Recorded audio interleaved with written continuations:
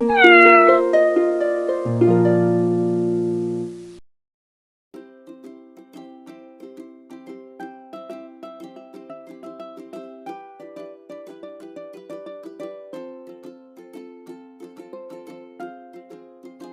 to Reading Kitty. Today we're going to read The Sour Grape by Jory, John, and Pete Oswald. I'm a grape, a sour grape. Grr.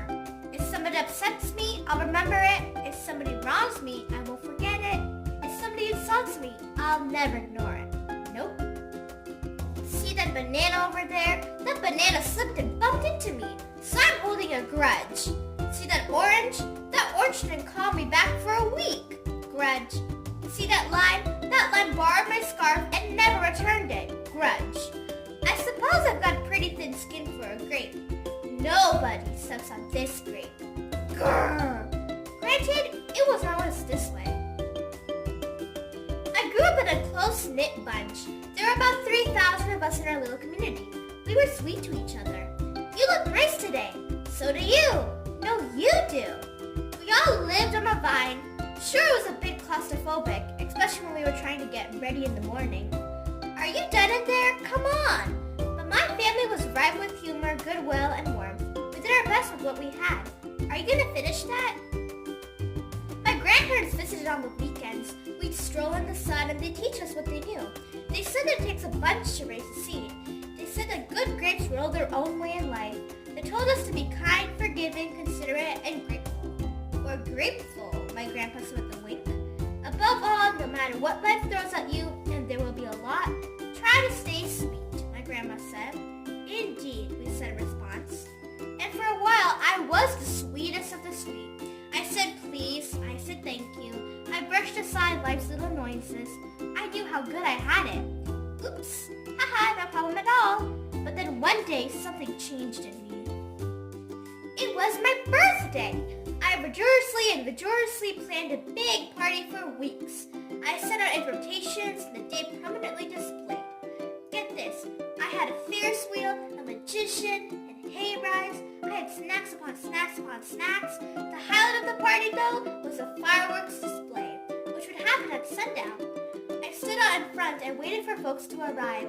I had a gigantic smile on my face. I waited. Everybody was a little late. It seemed no big deal. No big whoop. So I waited. A tumbleweed blew by. A coyote howled in the distance. A woo! Sigh. Sun sank behind the hills, and I waited. Nobody showed up, and I mean nobody.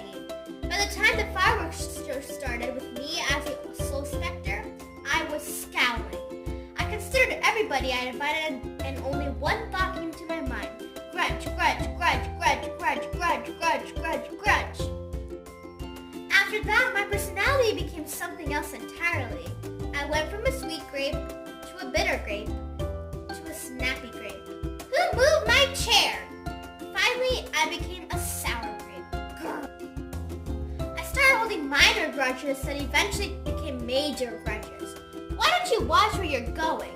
I scowled so much that my face got all squishy. You know what? Don't even bother calling me back. I took my grumpiness out on others. Are you ever going to return my scarf? And that's just how it's been. Day after day, week after week, month after month, grudge after grudge. But something happened recently that changed my thinking. I was getting ready to meet up with my friend Lenny, the only fellow I know who is as sour as I am. Lenny and I usually go to the park where we sit on a bench and rant about stuff. But just as I was heading out the door, I bumped my knee. Oof. After I bandaged myself up, I discovered that I had a flat tire. Ugh. Then I missed the bus, and the next bus was late. Finally, I got off at the wrong stop. Sheesh! By the time I arrived at the park, it was getting dark. Lenny was fuming and furious, with a frown and a furrowed forehead. His face looked all squishy. We agreed to meet at exactly 4 o'clock. You're 3 hours late. I tried to explain why I was so tardy, but Lenny wouldn't listen. He'd already made up his mind. He formed a huge grudge, and he wouldn't budge. I I couldn't believe it. How unfair, I thought. How ridiculous, I thought. How similar to the way I would react. Lenny was pretty worked up. He was pacing back and forth, emitting occasional grumbles. His tone was tart, so I gave him a little space. Besides, it was nice out. I noticed the sky changing colors, the melodic chirping of the birds, the evening breeze, the buzz of the park's insects coming alive at night. I suddenly felt grateful and peaceful and calm. Had I been missing all this simple beauty because I was too busy complaining? Meanwhile, old Lenny stormed off, muttering something about disrespect and lack of consideration. I'm pretty sure I heard him add a grr, too. I walked home. I pulled a dusty box out from under my bed. There were old family photos inside. I spotted myself in one of the pictures. I was so sweet. I knew that little grape from the photo was still a big part of me deep down. It would just take some work to get back there again. And that was the exact moment I found the invitation I had sent out for my infamous birthday party. The one where nobody showed up. It said May 31st. But wait a minute here. My birthday was on May 21st. Alas, I told everyone to come on the wrong day. Gulp. It was all my fault. I realized nobody's perfect, not even me. After that day, I started noticing other things too, like how remaining sour all the time is so draining. I wasted so much energy holding grudges when I could have easily cleared the air if I felt hurt. And yes, I still get upset from time to time, but that's okay. Because now I talk and listen and work things out instead of just walking away. My sourness is fading. I'm letting go of all my grudges, and hey, it's working. Slip-ups happen. I'm just glad you're okay. Aw, thanks.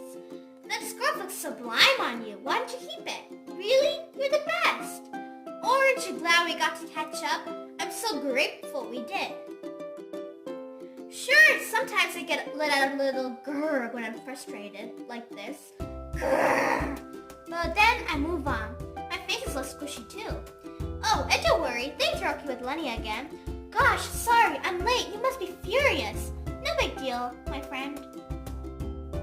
You know what? If you look at things in the right sort of way, and if you remember to be kind, considerate, forgiving, and grateful, life really can be pretty sweet. Yes, indeed. Here, our story ends. Thank you for joining Reading Kitty.